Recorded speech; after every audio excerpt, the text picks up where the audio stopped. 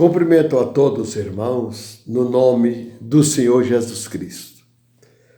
Eu quero, nesse dia, dizer a todos que Deus é Espírito e Deus trabalha através de um corpo.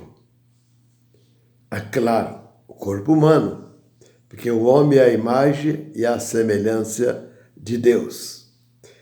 Então, nós sabemos que lá no passado, há mais ou menos 4.000 anos atrás, Deus levantou Moisés. E através de Moisés, Deus reinou sobre Israel. Não era Moisés que estava reinando. Era o Espírito de Deus através de Moisés. As ordenanças que Moisés transmitia, era Deus que ele dava. E assim o povo obedecia a Deus através de Moisés. Mas houve entre eles muitos que rebeliaram, não aceitaram a liderança de Deus através de Moisés, porque eles achavam que era Moisés que estava mandando neles. Na verdade, não era, era Deus. Mas houve muitos que tiveram que morrer na estrada por causa do pecado de rebeldia. Quando você recebe uma pessoa que Deus enviou, está escrito em João 17, quem vos recebe, recebe também a mim. Quem não vos recebe, a mim também não recebe. Se ouviram a minha palavra, também ouviram a vossa. Agora, tem que ter certeza que aquela pessoa é enviada de Deus. Ele tem que ter sinais que Deus o enviou. Sinais que sobrenaturais. Sinais que outros não fazem. Porque não é ele que está fazendo, é Deus que está fazendo. Então, quando Deus está fazendo, outra pessoa não faz. Existem os imitadores, como houve no Egito lá, Jambres e Jambres, que tentaram imitar Moisés. Fizeram alguns milagres, mas não fizeram todos os milagres que Deus fez através de Moisés. Então Moisés não atribuiu a ele, não, atribuiu a Deus todos os feitos, todas as maravilhas realizadas na terra do Egito e durante os 40 anos de viagem para Canaã. Todo verdadeiro, ele não atribui a ele não quer aparecer, ele quer que Deus apareça, ele atribui a Deus. Toda pessoa que diz eu fiz,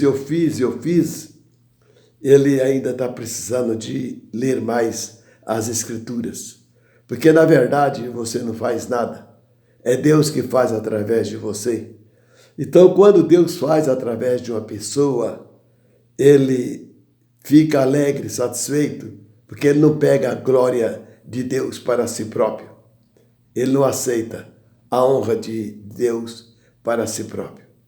Então eu quero dizer aos irmãos que no Velho Testamento Deus usou a Moisés e também usou Josué e usou vários profetas. Agora, no Novo Testamento, Deus usou os apóstolos. Com exceção de Judas, Deus usou os 12. Mas o que Deus destacou como um apóstolo que teve mais dele do que os outros foi Paulo. Então Paulo fala em 1 Timóteo capítulo 2, versículo 7. Fui constituído por Deus, apóstolo, pregador e doutor dos gentios. Agora, você acredita que Paulo foi constituído por Deus?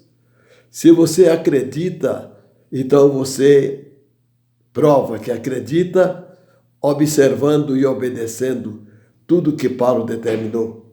Porque ele determinou em Filipenses capítulo 4, versículo 8 e 9.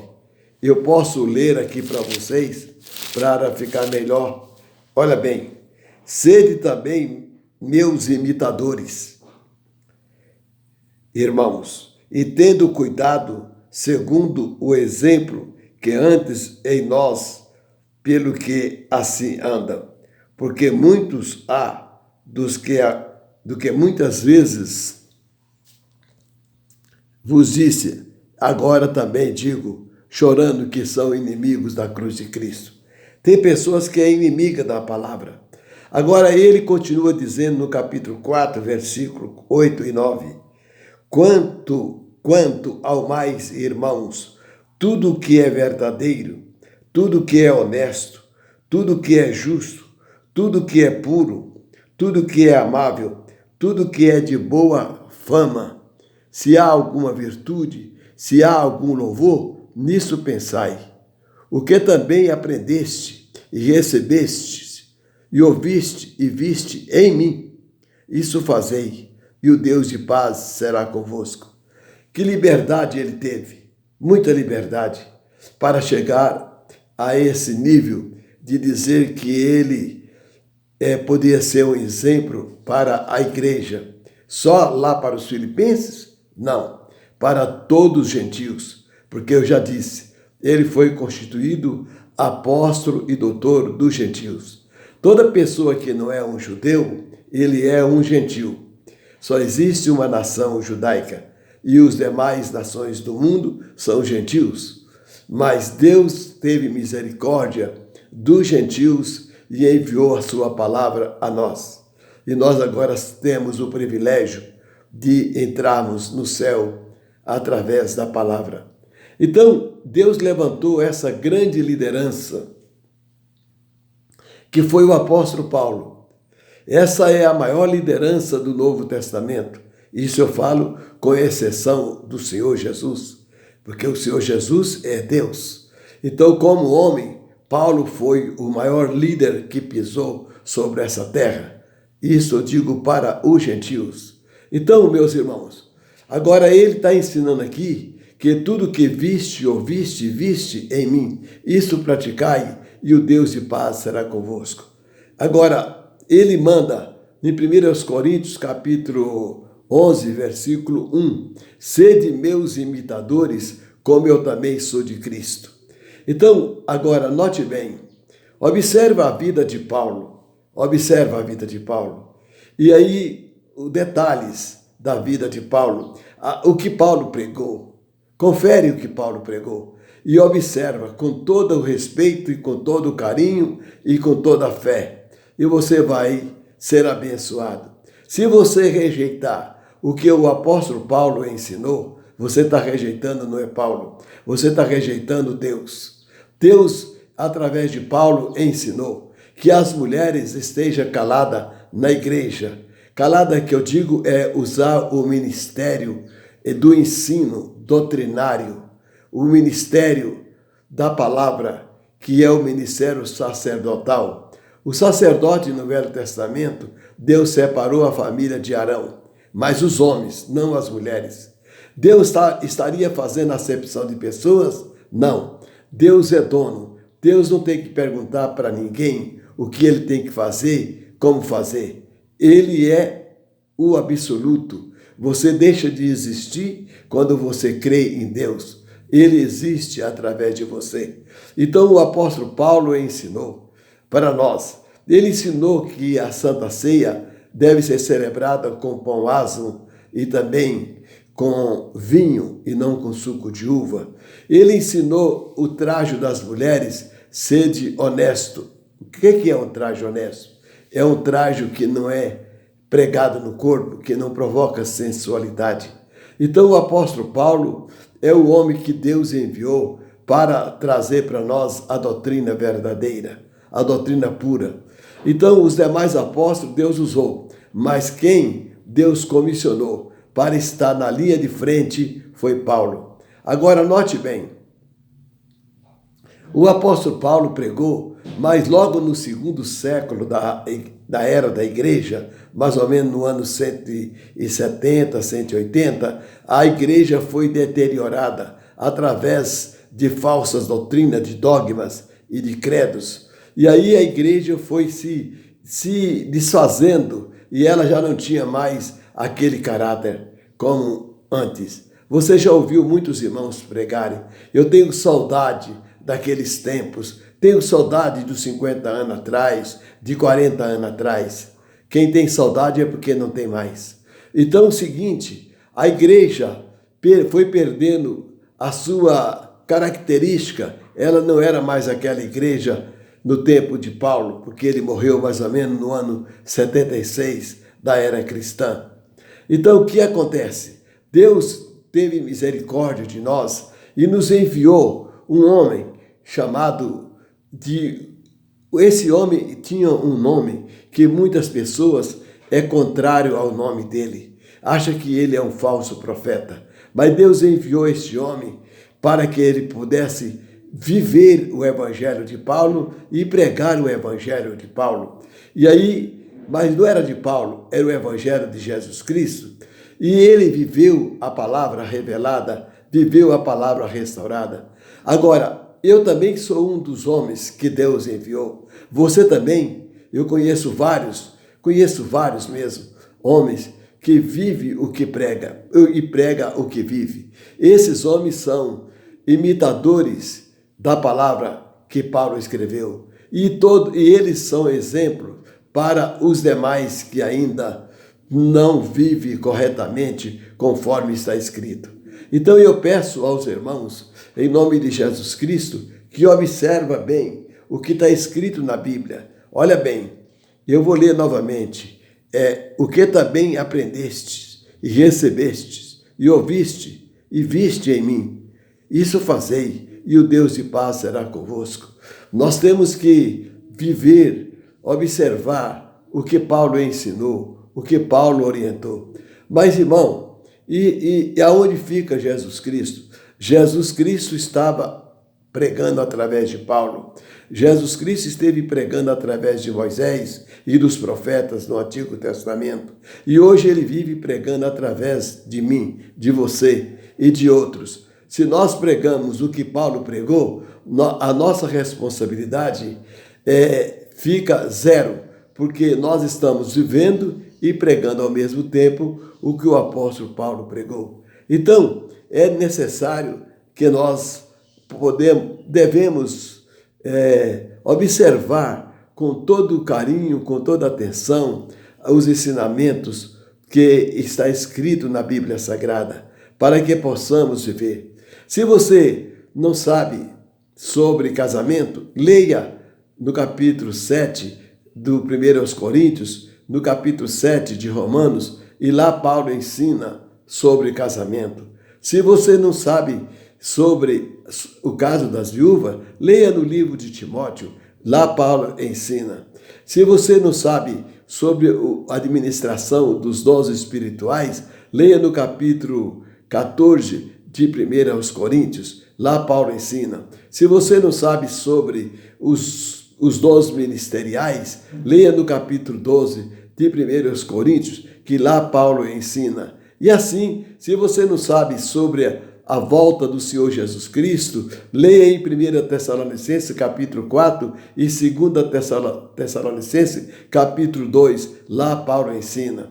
E assim por diante, você vai aprender. Não tenha outro livro na sua casa que seja tão importante quanto a Bíblia. Não tenha outro livro na tua casa que você tenha tempo para examinar mais do que a Bíblia. Se a Bíblia está em segundo lugar para você, se você tem mais tempo para ler o livro do fulano, do ciclano ou do bertano, tem algo errado em você. Você tem que ler mais e estudar mais a Bíblia Sagrada. É claro, você vai ler os 4 evangelhos e lá você vai aprender. Se você ler em Mateus capítulo 24 a seguir, você vai ver Jesus falando sobre o princípio das dores. Aí você vai para o capítulo 7 a 9 de Apocalipse e você vai ver sobre a grande tribulação. Se você ler também em Isaías 20 e 26, você vai ver falando sobre a tribulação. Se você ler no capítulo 16 do livro de Apocalipse, você vai ver sobre as pragas e assim por diante. Então está tudo escrito na Bíblia. Tudo que você precisa para viver de acordo com a vontade de Deus está na Bíblia Sagrada. Deus Ele nos amou de tal maneira que Ele nos ensina através da sua palavra como devemos ter uma conduta que possa agradá-lo. Você deve observar a palavra de Deus, mas eu falo você, mas eu estou entre vocês. Se eu pregar para vocês e não viver, o meu título de pastor não tem valor nenhum. Então, o dons não pode ser priorizado na frente dos frutos. O fruto do Espírito, você lê no capítulo 5, a partir do versículo 18 do livro de Gálatas, e você vai aprender. Se você ler em Gálatas 1:8, você vai aprender algo tremendo. E assim por diante. Você lê a Bíblia e se você tem alguma dúvida, se você não sabe aonde é que está escrito, então você liga para mim. O meu telefone é 062 996 290 180. Vou repetir. 062, Goiás, Brasil. 996 290 180. E eu estarei à sua disposição para responder para você, mostrar para você aonde é que está escrito. Você tem alguma dúvida? Você tem convicção, certeza que você é um pastor? Você tem convicção que você é um evangelista, um apóstolo, um bispo, diácono, mestre, profeta? Você tem convicção ministerial? Então, muito bem. Se você tem uma dúvida, ligue para mim e eu mostrarei para você nas Escrituras. E você vai ver se você é ou não é. Você tem que estar enquadrado no que está escrito. Você tem que estar enquadrado naquilo que a Bíblia ensina. Aí você pode dizer, Deus me constituiu. Porque é importante, não é o homem te constituir. O importante é Deus te constituir. Por exemplo, se você tem uma igreja que você tem muitos membros, mas esses membros não andam de acordo com a palavra, você tem o quê? Uma congregação de pessoas que não vai no arrebatamento. O que adianta isso? Você deve ter uma congregação que Deus é o dono dela, que Deus determina as coisas. E aí você será abençoado. Nunca você vai ter uma grande congregação de eleitos, porque a Bíblia diz que o caminho é estreito, a porta também, e são poucos que encontram com ela. Então, anote bem, a Bíblia Sagrada diz assim. Mas e aí, essa grande multidão que existe? Essa grande multidão vai ficar para a grande tribulação. Você lê o capítulo 4, capítulo 5 do livro de Apocalipse. Lá João disse, quem são esses? Uma grande multidão que ninguém podia contar. O Senhor responde, esses são os que vieram da grande tribulação. Vão ser salvos pelo sangue de Jesus. Mas eu não quero passar. E eu não vou passar pela grande tribulação. Eu vou no arrebatamento. Eu estou incluído naquilo que Jesus disse. Assim como o relâmpago surge do Oriente e se mostra até o Ocidente, assim será a vinda do Filho do Homem. E Paulo fala, é num piscar de olhos apenas. Então, meu irmão, vamos estar juntos de acordo com a palavra. Essa mensagem pode desagradar a muitos, mas não interessa. A salvação é individual. Se você crê na palavra de Deus, você tomará uma decisão independente do que outros tomam. Ame a todos, ainda que você não seja amado. Não mude a sua atitude para com as pessoas, ainda que elas mudem a atitude delas com você. Deseje o bem e Deus será contigo. Deus abençoe a todos vocês. Até a próxima, em nome do Senhor Jesus Cristo. Amém.